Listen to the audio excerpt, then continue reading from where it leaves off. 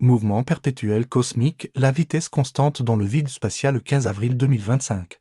Une publication scientifique majeure a réaffirmé et détaillé les conditions sous lesquelles un objet lancé dans l'espace peut maintenir une vitesse presque constante à l'infini. Les observations de sondes lointaines confirment cette loi fondamentale de la physique. On va regarder ça plus en détail et n'hésitez pas à vous abonner à la chaîne. Théoriquement, si un objet est lancé dans l'espace lointain, loin de l'influence gravitationnelle significative de planètes, étoiles ou galaxies, sa vitesse peut en effet être considérée comme constante à l'infini. Cette affirmation repose sur la première loi de Newton, aussi connue sous le nom de principe d'inertie. Ce principe stipule qu'un corps persévérera dans son état de repos ou de mouvement uniforme en ligne droite, à moins qu'il ne soit contraint de changer cet état par des forces extérieures. Dans l'espace intergalactique, le vide est presque parfait.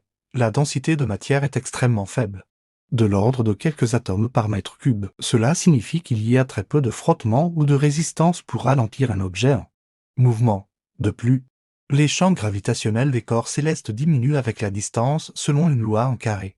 Inverse force égale constante gravitationnelle fois masse 1 fois masse 2 divisé par distance au carré. Loin de toute influence majeure, ces forces deviennent négligeables. Cependant, il est important de noter que le terme infini est une idéalisation.